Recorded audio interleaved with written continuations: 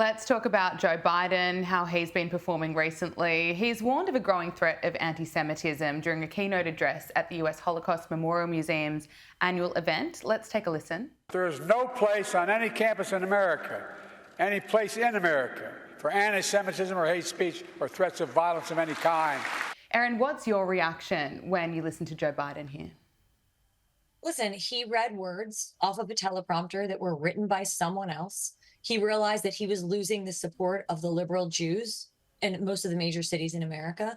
And what I would say to all of them and to all of your viewers and to you and to I is that actions speak louder than words. Although these words were written for him and he spoke boldly on behalf of the Jews, then why in the last 2 days, as he stopped sending the bombs that the Jewish state of Israel, our only ally in the Middle East, he did not send the munitions and bombs that were paid for by the state of Israel because he didn't like what they were doing in Rafah. So if you really care so much about the plight of the Jewish people and preserving the state of Israel, you should have sent those over. So yes, actions, yes, words, they don't line up. And when you see a disalignment there, you know he's only pandering because he knew he was losing the liberal Jews. Period. Hard stop. And someone who is Jewish, can you talk to us about your journey to Judaism and also how it feels when you're listening to Joe Biden and some of the action or lack of action that he seems to be taking? So, yeah, I converted to Judaism for my husband 12 years ago so we could have our son be born Jewish. I took a spiritual journey. I took a difficult journey. I took a tough journey to become a Jew.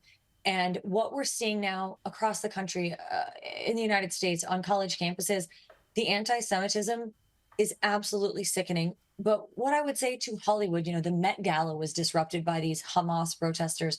Colleges are being disrupted. Graduations are being destroyed. I would ask the left what they think they didn't do here, because they created all of this. They created DEI. Our children are learning DEI, diversity, equity, inclusion, as young as kindergarten, a system of oppressor and oppressed. And because the Jews have been largely successful, they are considered to be the oppressor, which is insane if you think about what has happened during the Holocaust and how many Jewish lives were destroyed, 6 million Jews. So basically, the left has created this animal, and now they are shaking their heads and wondering why it's happening. And it's actually quite sickening. They're supporting all of this hatred. And by the way, none of this is free speech. This is not free speech when you are harming other people, when you are threatening other people, when you're disrupting the lives of other people. Of course, we all have the right to peacefully protest. The speech that we should protect is the speech we hate the most and fear the most. This has gone beyond free speech. And when Joe Biden, just a few days ago, he was talking very vapidly saying anti-Semitic and anti-Islam. We haven't seen anti-Islam or Islamophobia on college campuses. It's all been directed towards the Jews. So I think the only reason why he's speaking up now is because he feels like he is losing that Jewish liberal vote.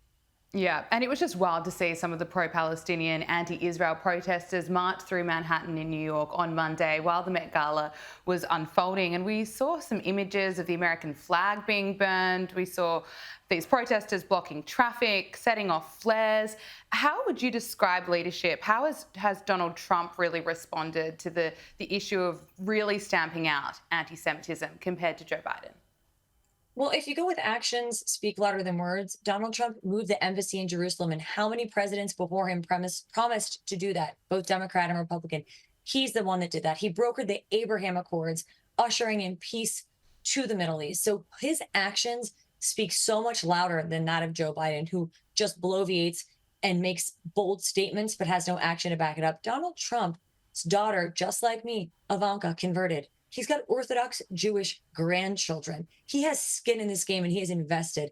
And when people try to say he's the one that is a Nazi or an anti-Semite, it's actually sickening and disgusting, because what we are seeing on all of these college campuses or all of these ridiculous riots or insurrections, because that's really what they are, those are basically on the plate of Joe Biden. And we really need to realize and wake up as a nation and see what's going on.